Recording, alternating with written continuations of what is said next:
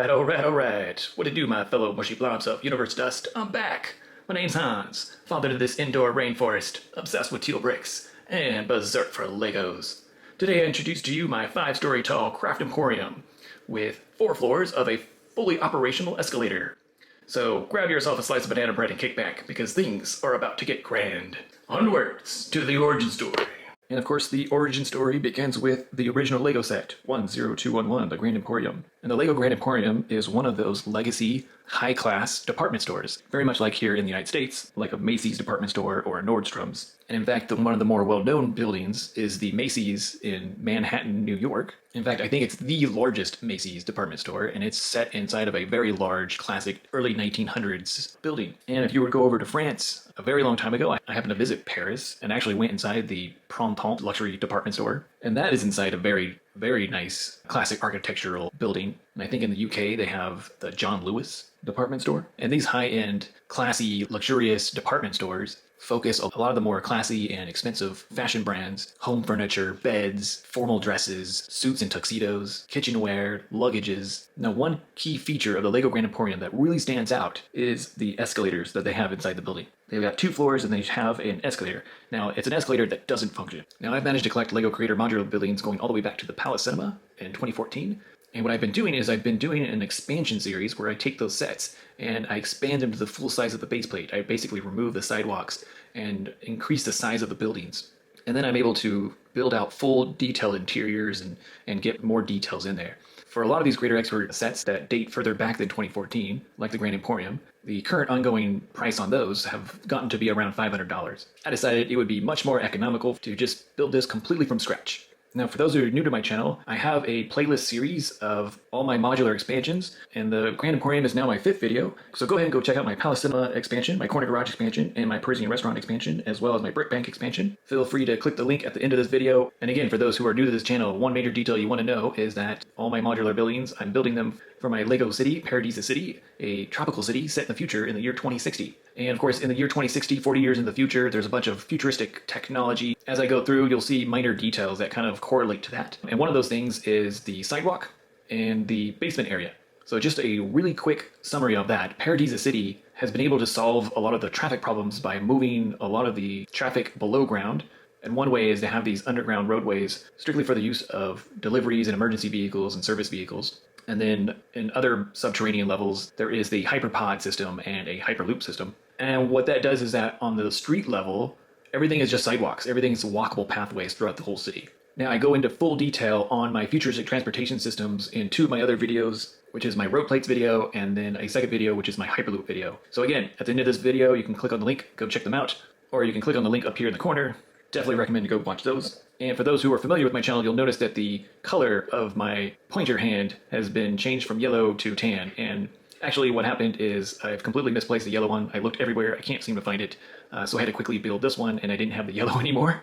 So now it's in tan, but as soon as I find the other one, we'll go back to the original one. But in the meantime, tan will have to do. I guess that makes sense because I just came back from vacation and I might have gotten a little bit more of a tan. Okay, so to kick this off, first I'm going to give you a review of all the changes I've done to the outside of this building compared to the original set. And then I'm going to start going through and showing you the interior details of each of the floors. And then last, I'll show the interior of the basement level. But before that, I want to explain to you why I renamed it the Craft Emporium. And again, Paradisa City is set in the future in the year 2060. In the year 2060, something major has happened. There's been a fundamental shift with technology and the convenience of retail. It's already been happening in the last 10 years. And what I'm referring to is the decline of the malls, department stores, and just retail in general. As society enjoys the convenience of having things delivered to their house rather than having to hop in the car and drive to the nearest Target or drive to the nearest convenience store, you can now basically get all your necessities and fashion and anything else that you need directly online. You can shop and browse and do your research, read reviews, see what other people think about these products, and make purchases right there online, and then it gets shipped to you. And because of that, malls have been shutting down, bookstores have been shutting down. Now, I imagine in 2060, some of the more favorites, like the Printemps or the Macy's in Manhattan, will still be around, but most of their other stores around the countries will probably be shut down, and their businesses have moved completely online. So retail businesses have been having to convert to online shopping. Businesses like Amazon's have been taken over. Other retailers have been filing bankruptcies and shutting down their physical stores. But all is not lost. Malls are being converted to convention centers, and activity centers and Instagrammable art museums and theme parks. And so retail businesses have gone online, and also in Paradisa City, they've gone mobile. So rather than thousands of people congesting traffic just to go to one location, you've got clothing retail that comes to your neighborhood periodically through mobile autonomous vehicles that display their goods, that you can go and you can try on the clothes there so that you can see and feel the products. And then actual purchasing is still done online and still gets shipped to you. And in many cases, it gets shipped to you within that same day or within a couple of hours. And you could even go online and make reservations and requests for a mobile vendor to come to you rather than waiting till the next mobile vendor event. The other fundamental shift that's happened in Paradisa City in the future, in the year 2060, is more and more of the hard labor jobs have been taken over by the much more efficient robotics. Manufacturing and jobs that rely on mundane, monotonous, repetitive work have been replaced by machines that can chug along and do things much more efficiently and thoroughly and accurately than humans do, and at a lower cost, have taken over. So with these two fundamental societal shifts, the people of Paradisa City have shifted away from their 9-to-5 laborious, soul-sucking jobs and begin to pursue their own crafts and hobbies and become craft artisans and selling their own unique, one-of-a-kind creations through their online businesses. There's more vlogging and there's more YouTubing and there's more sharing of crafts and knowledge and DIY stuff. And a lot of people are happier and more free to pursue their individual passions. And because of that, in Paradisa City, there's been an explosion in online retail such as Etsy, where people sell their handmade goods and crafts and unique artistry and stuff like that. But then there's also big craft conventions. And one example of that is here in California. We have the West Coast Craft Fair, which bounces between San Francisco and Los Angeles. And I absolutely love going to that because you get to see all the unique things that people come up with and create. And rather than buying products that are identical products that are available to everybody, you get to have something that's artistically unique and creative and one of a kind. And so the West Coast Craft Fair, you're going to find all kinds of artisans and artisanally handcrafted stuff, handcrafted jewelry, pottery and glass, and they sell plants and DIY foods and beers and drinks and baked goods, arts and paintings, photography, handcrafted home decor, like macrame, rugs, towels, blankets, quilts, and even unique homemade clothing fashion like jeans and dresses and onesies, printed t-shirts. And so that's what this Grand Emporium is. It's been converted to a Craft Emporium where several artisans have taken up shop to sell their goods. Now, like my other modular building expansions, the Grand Emporium has been expanded to the full 32 by 32 base plate. So that means by getting rid of the sidewalk, I get an extra 8 studs in this direction and an extra 8 studs in that direction. And that really adds a lot more interior volume compared to the original. And then since Paradisa City doesn't have regular streets, I can shift the sidewalk from the original base plate to the walkable pathways that go between all the buildings. Even though I'm expanding the building, I'm not actually losing any space within Paradisa City itself. So the key characteristics of the original Grand Emporium set are the stone columns, you've got the triple revolving doors, you've got the large display windows with the double overhead canopies on either side. So the original set was done in tan colors, and what I've done is I converted it to an all-white building. A lot of the buildings in Paradisa City are going to be this white color. Now this stripe up here used to be a dark tan to go with the light tan of the building color, and what I've done is I've converted it to a green color. And then these canopies used to be a dark green, and I've converted them to the bright yellowish green color. Starting with the second floor on up, because of the fact that this building expanded by 8 studs, I've increased the size of the windows so that they're now 4 studs wide. For the windows, the original set had the 2x3 dark green window frames. I'm using the 4x6 window frames with the 2 bars in the middle, and I'm using the much wider arches up there at the top. I've kept the profile bricks with the horizontal grille underneath the windows to match that on the original set. I've kept the dark gray railing there. And of course, this being a tropical city, I've got plants that are growing all over the building. So in each of the windows, you've got a bunch of plants. Every little ledge, there's going to be plants. For the sign, I've got Craft over here, and I've got Emporium over here using the new typewriter letters. And I really like this because of the silver color with the black. It kind of gives it a really classy feel to it. Now the first floor has been converted to a bakery, so there's no longer window displays of fashion garments. And so out here on the edges and over here are some tables and chairs for people to sit outside and relax and drink some coffee and eat some pastries. One of the reasons why I chose to go with the green color for part of the theme is because on the top floor there's a plant store. Now moving over here to the bay window, I decided to give it a more modern full glass window rather than the older style architecture of the smaller window pieces. And the history of this building was that it did used to have those older style, and then as part of the initiative to modernize old buildings and increase their efficiency and reduce their impact on the environment, these older buildings have been completely remodeled and overhauled. One of the changes was the architect went with a full glass window, and then on the edges of that window, we've added some stained glass green bricks right there. So when the light shines in inside these windows, you get some beautiful green colors shining throughout. So on the original set, these profile bricks were only 3 bricks tall. On the here, I've gotten 4 bricks tall. And then on the original set, the archway was only 2 bricks tall. And here it's been increased to 3 bricks tall. The major reason for that is because of the escalator. In order to get the full stack of 4 floors with escalator to work, I needed to increase the height of the building. And I think it actually works out quite nicely because of the fact that when I expanded the width of the building, the windows got wider. Just happens to coincide with the proportionality of the width of the windows. So that covers the exterior details. And before I move on to the top, I'll just quickly note that the first floor is actually a banana bread and cafe bake shop. The second floor is a craft store that sells poster prints. The third floor is the art gallery. The fourth floor is actually a pottery store. And the fifth floor is a plant store, which also continues on the roof of the building.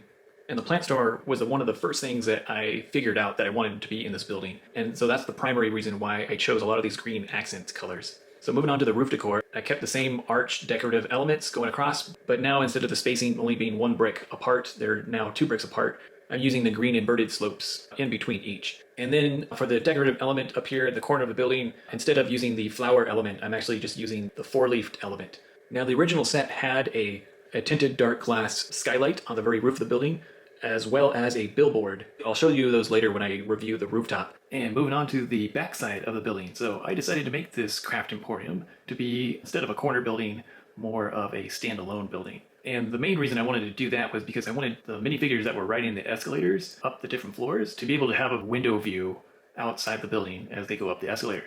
And so since I was putting windows there, I ended up just doing the whole backside with windows. And then I also wanted to have the building covered in more plants. So in the spot where there's a solid wall, because of the escalator, this little region right here, it had to be a solid wall because the escalator is going right up that spot and there's no way you can put a window there. So that was an opportunity for me to have this linear column going up. And then what I did is I did it symmetrically on both sides. And then what I also did was on this corner, I rounded it just like the corner on the opposite side is also rounded. And so they've got this nice large window as they come up the escalator and are able to look out over the city. Yeah, I agree. It looks totally different from the more dated architecture on the front of the building. And this actually just kind of looks like an ordinary plain apartment complex. Nevertheless, I still think it looks good. Between now and the year 2060 in Paradisa City, they renovated all the old buildings in Paradisa City so that they're more energy efficient and sustainable. This whole back of the building was part of the modernization that the architects decided to do for this building.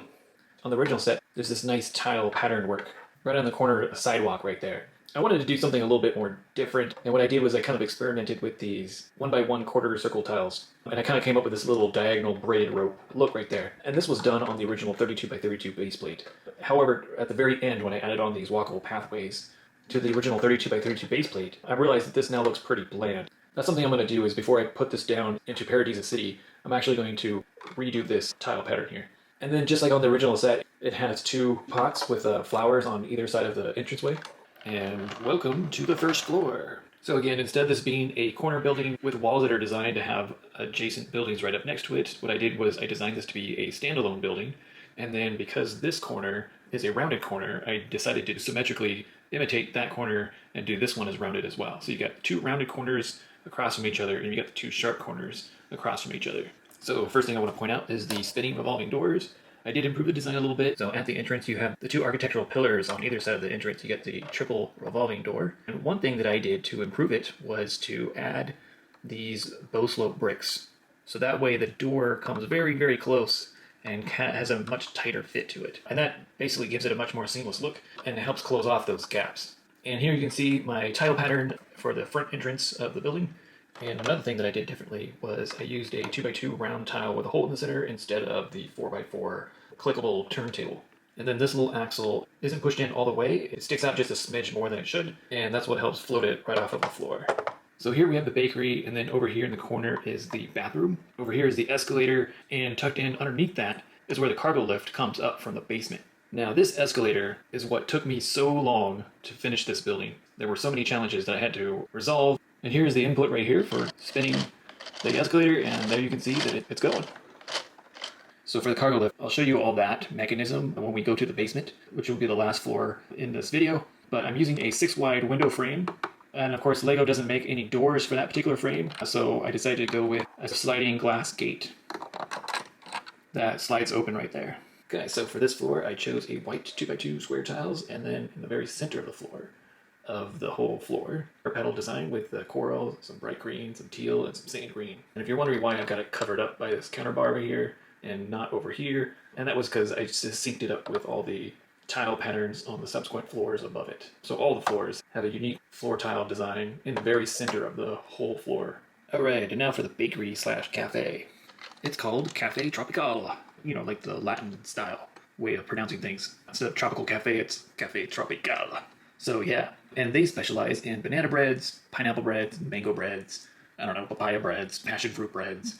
The reason I chose that is because banana bread is one of my most favorite things. I grew up with my mom's family recipe, and my mom even let me and my siblings bake our own banana breads at a really young age. So believe it or not, the first floor and the second floor, I struggled for a long time to kind of figure out what should I do for those floors. Just recently with my kitchen remodel, I was super stoked and I baked myself some banana bread, and that's where I got the inspiration for it. So like I was presenting earlier, this banana and fruit bread bakery slash cafe is the first example with people having careers more oriented in craft making. The person who owns this bake shop specialized in making amazing banana and fruit breads, and this is their little shop. And there's actually something very similar like that going on here in the California Bay Area. There's an individual who started experimenting with a fusion of Japanese and European style cheesecakes.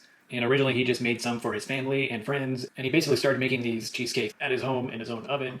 And then he started selling them. But as soon as word got out, it became a huge craze. It's literally impossible to get one because now wherever he sells them, the lines are 2 to 3 hours early, wrapped around the whole block. And he has an Instagram called Bazooka Cheesecakes. Apparently these cheesecakes are to die for and are just absolutely amazing. So let me just remove that sign real quick so you can see it better. But here is the oven. You can't really see it, but it's actually got a loaf of banana bread that's cooking in there. Here is a box of fruits. So you got pineapples, you got some bananas, you got several different bananas. There's even a teal banana in there. That's probably because in the future, there's different hybrids of bananas. Some genetically modified banana fusions. And we've got the refrigerator right there. And there's actually a bowl and some milk in there. We've got an espresso machine. A lot of the fancy espresso machines that you find in cafes and restaurants are this polished, shiny metal. And so that's what I did. I'm using the metallic silver or the silver ink plated Lego tiles here. We've got a trash bin right there, and then we've also got some mugs. This is the entryway to get into the bakery. I've got the computer screen right there. We have a fresh loaf of banana bread right there, and this is a slice that just got cut off. Here's another slice that is ready for a customer to come pick up. It's sitting on a bamboo wood platter, and that's how it's served to the customers. We've got a box of pineapple right there. We've got a loaf that is ready to go into the oven, so it's just got the dough in it. We've got an industrial quality mixer right there, and it's currently mixing a bowl of pineapple bread dough. Up against the window, we've got a table with 2 chairs. And then right over here is another table with a single chair, and I've got plants all over here. Now the roof of the bathroom can come off. It's just my standard default toilet and sink that I have in there, so it's not really worth showing. Over here, I've got hanging plants. Very top floor is a plant store, and I absolutely love going to cafes where one of their main themes is just plants everywhere. I've got these 2 rods that are suspended out from the ceiling, and then of course I've got 2 plants hanging on each one of those, as well as some vines. And I really like this floral tile pattern in the very center of the floor. I think the colors and then the overall pattern came out really nice using the triangular tiles. Okay, and then for this floor only, I decided to add a nougat colored brick wall to give a more homey feel for this cafe, and then cover it with plants. And that about does it for the first floor. Right, the same floor. So this was another floor where I struggled to come up with an idea for. I finally came up with an idea for a craft maker, and what he does is that he creates these one-of-a-kind prints on these poster boards. He's an artist, and he comes up with his own designs, and then he prints them on these poster boards and sells them in limited quantities, and the people of Paradisa City just absolutely love them, and they're highly sought after. And so that's his craft. That's this guy right here, and he uses his computer right there to create his own designs. He's a digital artist, and over here is the specialized printer. And you open that up, and you can see that there is a piece of artwork that is being printed at the moment. And of course he's got a box of empty white canvases. So he just takes a blank white canvas, puts it in this specialized printing machine, and creates this artwork right there. And then he puts them on display. And these are just customers that are browsing and looking at all the different art displays. So we got a row of art displays right there. Oh, we got a robo vacuum right down there in the corner. We got a bunch of art displays right there. We got some arts displayed here and here. And we got a full wall of art right there. And then on the back side of this wall right here is a couple more prints. So here you can get a better look at the window frames that I used for this Grand Emporium. Over here in the corner, you can see the green and bright green transparent that I'm using as the stained glass effect. And I can't remember what these are called, but I'm using these decor bricks on the insides between all the windows, and then I'm putting plants on those. And on the escalators for the second, third, and fourth floors, it is an open minimalistic design. All you got is just this glass railing right there. All right, so again, the very middle of this floor has its own special design. It starts out with a central pattern, and then it kind of radiates in both directions. And then here I chose a color stripe. I've got the teal, the bright flame orange, and then I think it's the medium blue in a series right there. I felt like these color combinations kind of gave it an 80s t-shirt graphic design feel to it. All right, so I just wanted to show you guys the top handrails for the escalator coming up right there. And one thing I wanted to kind of note is that just inside this glass window, you'll see a 3x3 curved brick piece. And that's the new bay window piece that is 2 bricks tall. And you can fit those little glass window panes inside of them. And I'm just kind of using that as a filler.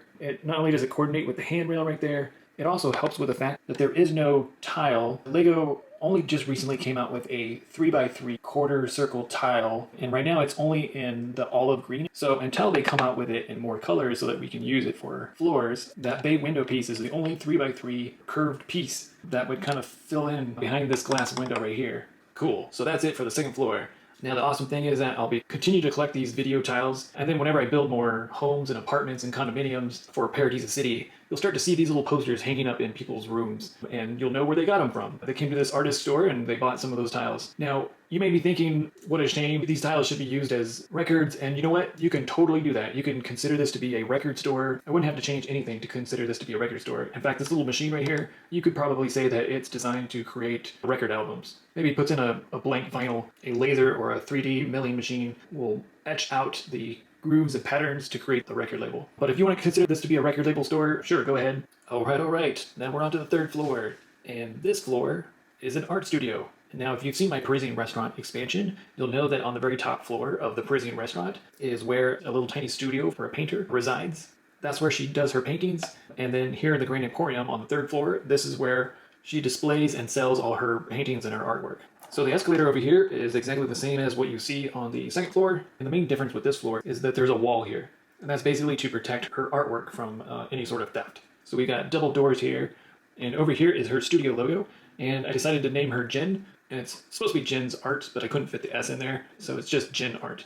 And I also decided to spell her name as J-I-N, which is a name you'll find in Korea, and so I decided that she would be Korean. For the escalator area, I chose a gray tile for the floors. For the unique tile pattern that goes in the very center of the floor, I chose to do the coral and metallic gold set inside of a teal triangle. And then on the opposite side of the door is almost the same thing, except for instead of coral, it's the spring green color. And right above the door, I'm using these decorative fence pieces right there. And then to display her artwork, she's got a display here. She has a piece of art that is displayed here. And then each of these has displays on all 4 sides. So this artist style is very much about color block type of paintings. I really like this painting due to its unique shape. And then also it just kind of gives me, I don't know, an Egyptian feel to it. And then there's this painting right there. I put on a canvas that was a rhombus. And over here are 2 other paintings. So here is another painting of hers, and it's actually got the metallic gold and metallic silver, and then that sort of purple on yellow leopard print. And then down at the very bottom, she's got another painting using a lot of the dots. And another fun fact is that this little minifigure is a sig fig of my friend. His name is Brian, and he is also an artist and loves to do lots of sketches.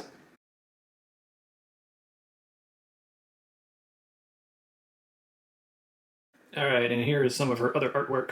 There's that one, and we got that one, and we got that piece of artwork.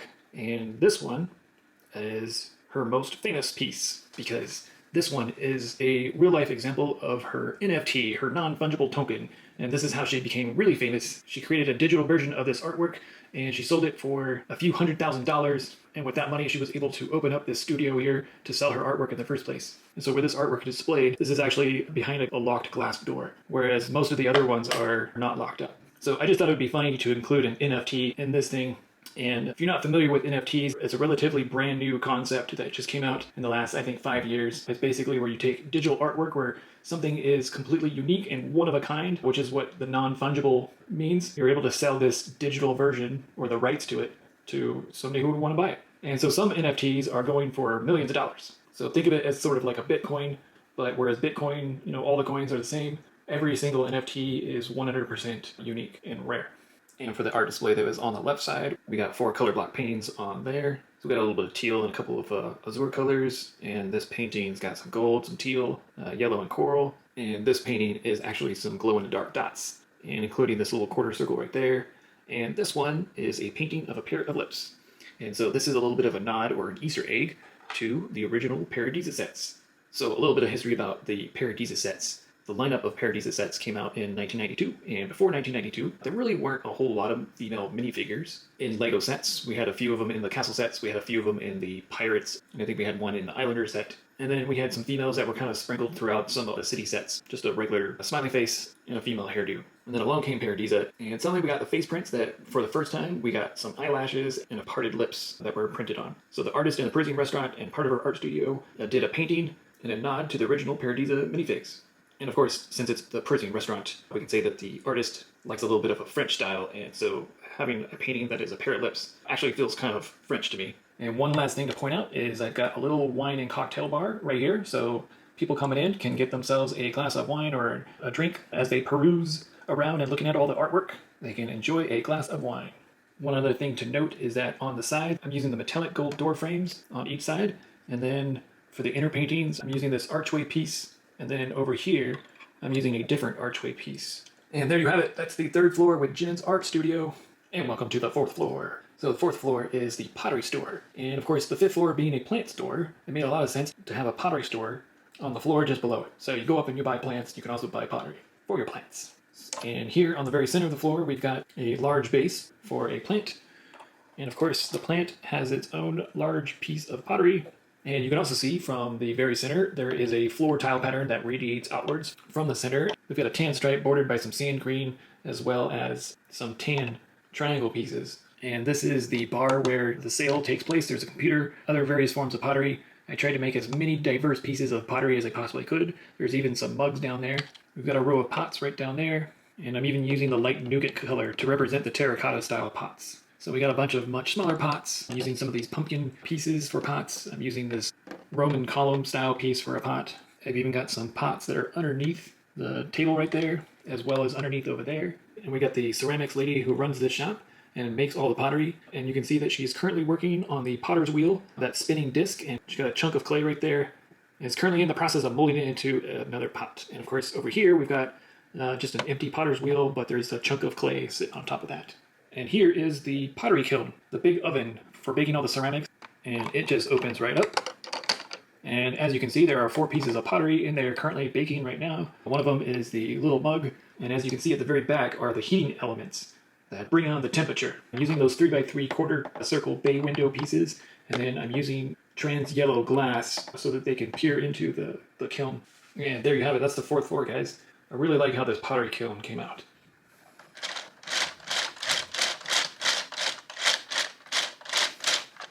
So like I said earlier, the escalator is one of the standout features of the Grand Emporium, and so of course I had to do an escalator. And right about the time I chose to start building this Grand Emporium was not long after Lego had just came out with these new escalator pieces in the Lego Friends mall set, early 2021.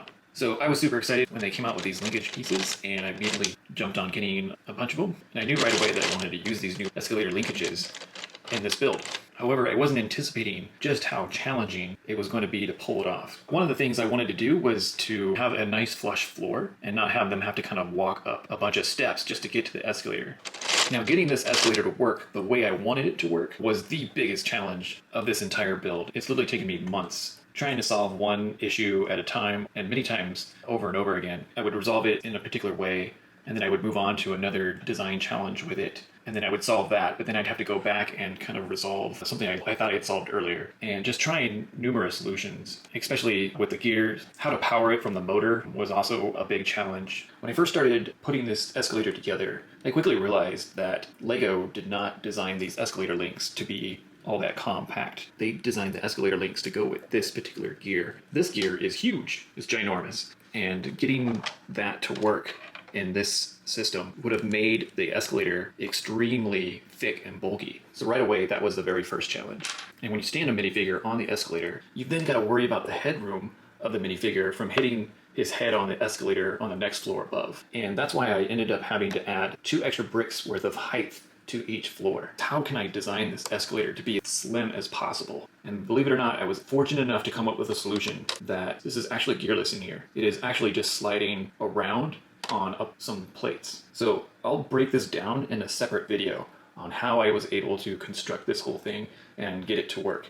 And even then, it's still not perfect. There are some snag points down in the bottom there, and even the gearing doesn't run all that smooth. So this escalator, these linkages, I was pretty disappointed. For what I wanted to achieve, these were not as simple and easy to pull off as I would have liked. But on the flip side, I am pretty damn proud with the fact that I was able to pull it off and have a solution that works okay. The other major design challenge was these ridges right here. I wanted the floors that go up to the escalator to come up as close as possible. But obviously this is moving down in a diagonal, and these little fins that hold the minifigure's feet completely get in the way of that. So it was either you can offset it like this, but then there's this huge gap right there for the minifigure to step across. So my solution to that was to be able to come up with a way to get a little slit or a gap in there so that those fins could go right through it. And this took a lot of different iterations to come up with. So here's a better look at it. So the solution I ended up coming up with to create those little gaps in there was different than what I had to come up with over here. Another design challenge was, how do I drive this from floor to floor to floor and not have the drivetrain get in the way of the minifigures and their ability to have access to the escalators? So what I ended up coming up with is an axle that runs down from floor to floor off to the side over here. This is pretty much what the gear train looks like. There was a lot of challenges with this too, including with having it structurally stable and then also having it engage with the escalator itself. So here's a better look at the escalator coming up from the floor below. The other major challenge too was that since these links are not running on gears at either ends, a lot of these challenges that came along in trying to develop this escalator, a lot of times those challenges were so significant that I thought that I wasn't going to be able to solve it and that I would have to give up on having that particular feature. I wasn't even sure if I was even going to be able to motorize these escalators whatsoever, or even have some sort of crank to turn them. But luckily I came up with a solution. So the escalator gets really close. Now one of the last things I really wanted to pull off, but it just wasn't going to happen, was trying to find the ability to have it so that when the minifigure reaches the bottom or reaches the top, if I was able to position their arms in a certain way so that when their arms or their hands hit the rails at the top or the bottom, it would pull the minifigure off of the escalator. And it sort of kind of works. I think about 5 or 10% of the time it works right. One of the major problems is that the minifigure's legs grip onto the escalator fin much too tightly. And so either the minifigure would get jammed up or he would pop off and either fall back down the escalator, or he would fall on his face, or he would fall over backwards. So it just didn't operate smoothly. I definitely think it was a bit of a missed opportunity for Lego to kind of go the extra mile and come up with a better escalator linkage part design. Either way, I'm happy that I'm able to get a flush floor. The minifigures don't have to step up a few bricks and then get on the escalator. It's literally they just walk, but the floor is completely flat up until the escalator, and that includes even at the very top. So, Paradisa City, it's a city of the future in the year 2060. And just like in my hospital build and several of my other builds, I like to put little robots that help, that basically take over a lot of crazy tasks. So this guy is sort of like a robotic pallet jack and carries heavy freight. Just like there's a basement down in the very bottom of this Craft Emporium where all the shipping and delivery happens that bring in supplies to all the different businesses in this Craft Emporium. Obviously, it doesn't have an elevator to help carry all those heavy supplies to all the different floors. So I created this little robotic pallet jack, and he can carry all kinds of different materials. And here he's got to create a brand new fresh plants that are going right up to the plant store up on the 5th floor. And of course, I had to design this robotic pallet jack to go up the escalators. Yeah. So that's kind of why he looks as funky as he does. He has to have wheels that can rotate and pivot so that he can go up the escalator. So this little pallet jack has the ability to pivot his rear wheels down and around, and he's able to get up on the escalator and deliver the goods to whatever floor he needs to and place them on the escalator.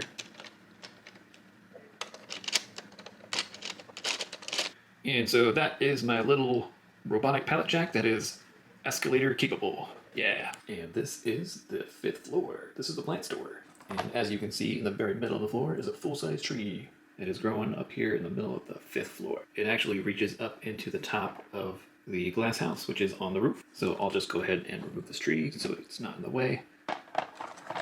And I like to think of this as a plumeria tree with these types of leaves, which is a tree that you can typically find in, say, like Hawaii and other tropical areas. And this flower is actually modeled after the plumeria flower, or the frangipani flowers, which is actually the primary flower that Hawaiian leis are made out of. Alright, so now the details of the plant store. So when the minifigures come up from the escalator right there, they can come in through here, and here is the checkout counter. And we got a little customer right here who has grabbed a plant and is ready to purchase the plant. And this is the checkout counter. I'm actually using a bay window, I think that used to be like on ships, but in brown. We got some cabinets back here in the back, and we got some items that are for sale. And we got some Vita Rush, and these are vitamins and nutrients that you can give to your plants. There's a little spray bottle over there, and we got a little composting bin right there. And then on to the plants. So we've got a number of smaller plants right there, little flowers, maybe some succulents. And then right here is another mister bottle, so they can go around and spray all the plants down. And we got a little chameleon up there, and he's eating all the bugs, because plants draw a lot of bugs that eat the plants. And speaking of which, we've got a ladybug right there, and we got another little ladybug right down there that helps eat all the bugs. And this is the lady that works at the plant store, and she's got a little device that is spraying, maybe like a fogger, to get rid of some of the bugs. But here we got some of our exotic plants. We got a plant that's using some scuba fins. We got a plant that's got orange and yellow leaves with the coral colored flower. We got a plant with some teal leaves, and we just got all kinds of different plants. This plant is growing like an odd looking little flower. And then over here I've got a plant, and it's got this crazy looking flower right there, and that's actually using a seashell from the Friend sets. Here we got another table full of plants, another table right here full of plants. We got a back bench back here full of plants. We've got a bunch of hanging plants right there, another bunch of hanging plants right there. We've got like a display that is for a large vine of plants in there, and that's just for the plant store. They don't really sell that. We got all kinds of plants with all kinds of little flowers. And so this plant right here has got like a little interesting looking flower. It's using the little horn that you would see in the Monkey Kid sets.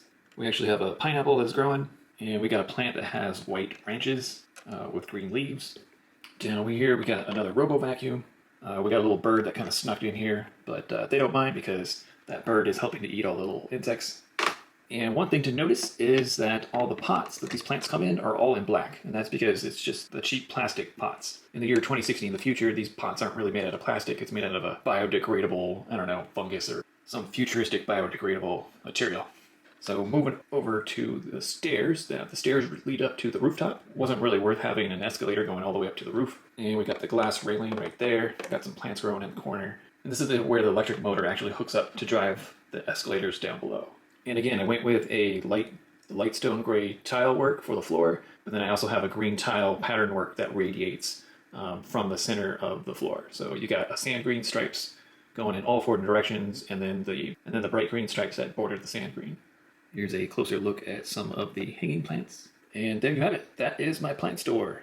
So obviously I love plants, and I definitely loved going to the plant store to go buy some plants. And there's no way I'm going to have Paradisa City without a plant store. Plant store continued up on the rooftop of the Craft Emporium. So this is also part of the plant store. This is where they grow and sell a lot of the bigger plants. So the main feature here is the glass house. Now on the original Grand Emporium set, it used two of these window pieces for the skylight above it. And I wanted to do the skylight using the same pieces. And then once I decided to have a tree kind of growing up in the middle of the plant store, this big giant indoor tree, this kind of evolved into a large kind of glass house. I'm still using the same pieces there, and you can see through to the tree as it's growing up to the top of the glass house. I'm just using the hinge bricks. I'm using the little Monopoly House bricks right there. And then I'm also using these cheese wedge slope. And to go along with the stained glass window effect that I've got going on in the corner windows, I decided to add a little bit of the green stained glass to the glass house up here. Now, one thing to note is I'm using these 2x2 quarter circle bow bricks right there. And then I'm also using these bow pieces here, but Lego doesn't have anything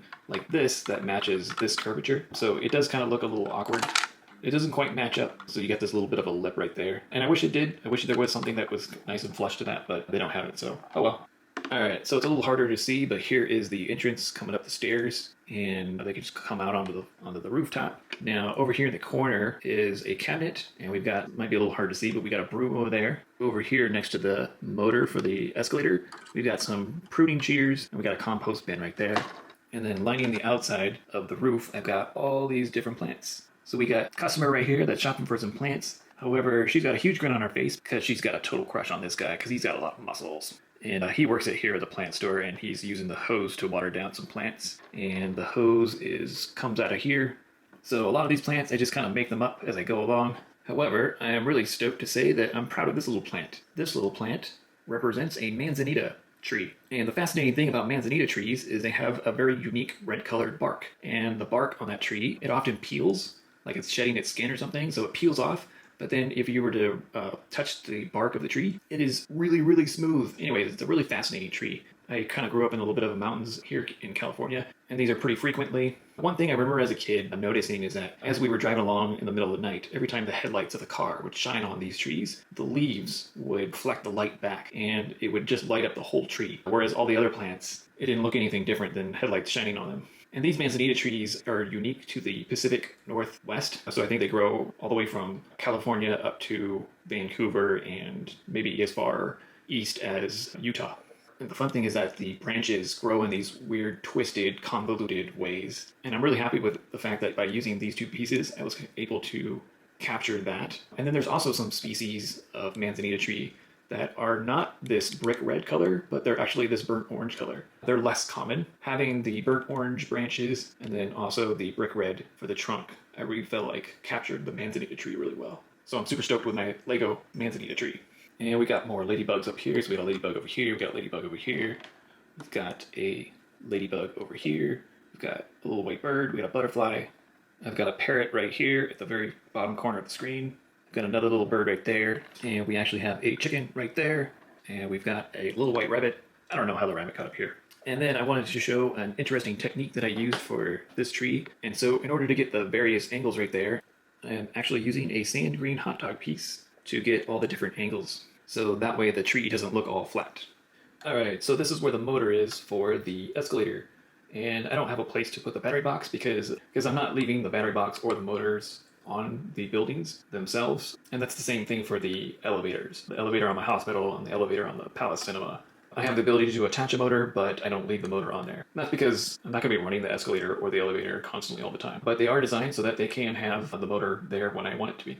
Okay, so here is the tower for the wind generator. So in Paradisa City, it's a environmentally friendly city and gets a lot of its power from wind energy and solar energy. Now, original Grand Emporium has a billboard, and I wasn't planning on doing a billboard. And originally, I was thinking about doing this guy right here as my billboard, but it is a massive billboard and would just dwarf the building. Then I decided I'm not going to do a billboard. However, a few days ago, I saw a cartoon, and one of the characters was wearing these really cool sneakers, and it totally got me reminiscing about my old Puma Suedes from when I was in high school with the fat shoelaces. And I was like, oh man, I'm going to try to make a billboard with Puma Suedes. And this is what I came up with. So in the 90s, when the super baggy pants was a huge part of fashion, I definitely had like some of the baggiest pants I could find. And I definitely had my Puma Suedes with the white, fat, chubby shoelaces on there. But these are just iconic shoes. I'll go ahead and leave a link in the description. There's actually some really awesome history to these Puma Suede shoes, dating to the I think it was the 1968 Olympics in Mexico. And I actually didn't know, but apparently Pumas have this rivalry with Adidas. The founder of Adidas actually was one of the co-founders of Puma. Anyways, I love this billboard. I think it looks totally awesome. It's got the teal Puma stripe with a little bit of coral accent right there because those two colors just go amazing together. And I'm using the metallic silver, or what Lego likes to call the silver ink, tiles right there on the very bottom. So yeah, I thought I'd make a billboard with a little bit of nostalgia from my super trendy days back in the 90s.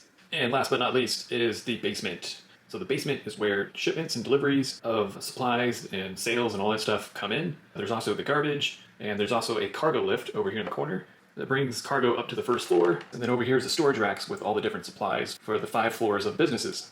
So here is where you're going to see a bunch of technology that's in Paradisa City in the year 2060. But before we talk about that, let me show you the front of the basement.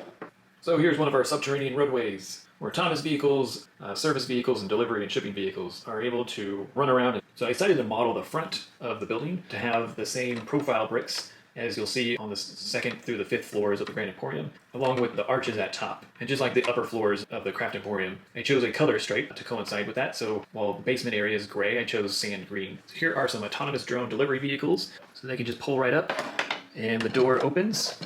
So this is just a quick mock-up. It's not anything official. I'll definitely make it better in the future, but it's basically just carries cargo and supplies. It's totally hollow inside, and it delivers packages and goods, UPS, FedEx, post office, to where they need to go.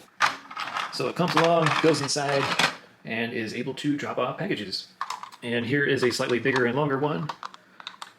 And this time I've got a bunch of boxes in there.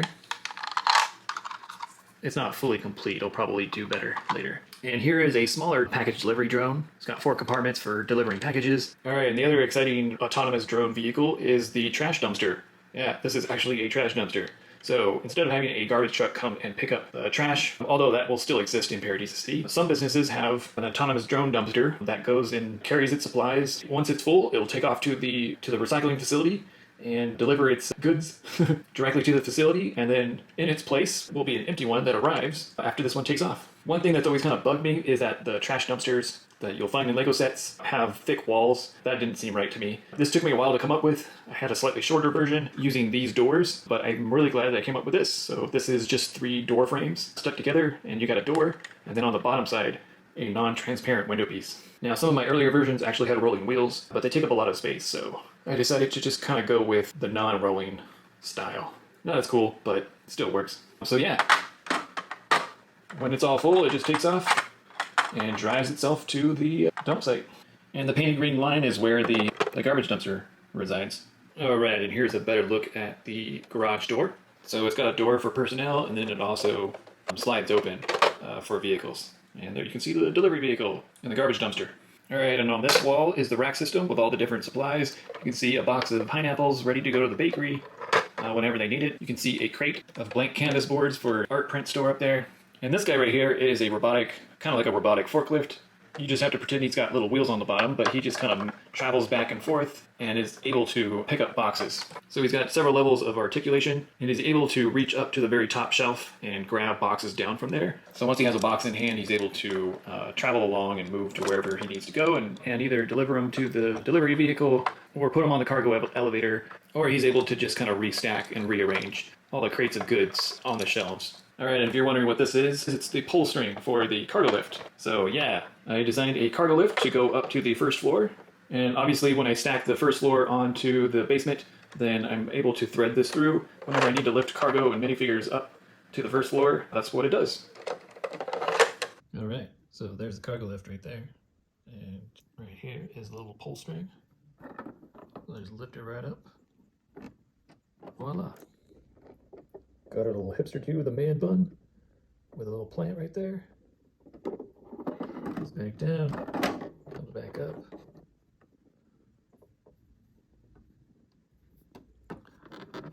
And we can open the glass door. And there you have it, that's my cargo elevator.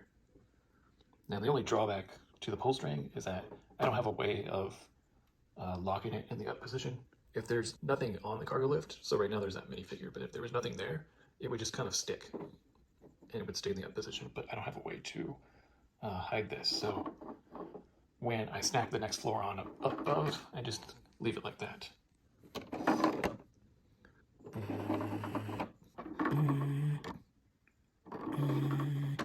Boom, and there you have it. That concludes my Craft Emporium with 4 floors of a working escalator. Let me know what you think. So good news is my next video in a couple of weeks is actually going to be the beginnings of Paradisa City. I know I've been talking about it for almost 12 months now, and it's actually going to start. I will not do a video on anything else other than showing the tables and having already placed a few of the buildings, including this one. So on that note, I'll check you all later.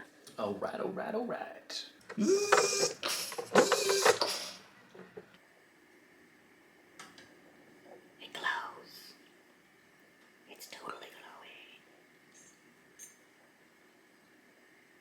It's just a sneak peek of an unfinished car mock in my rare car color series. Oh yeah.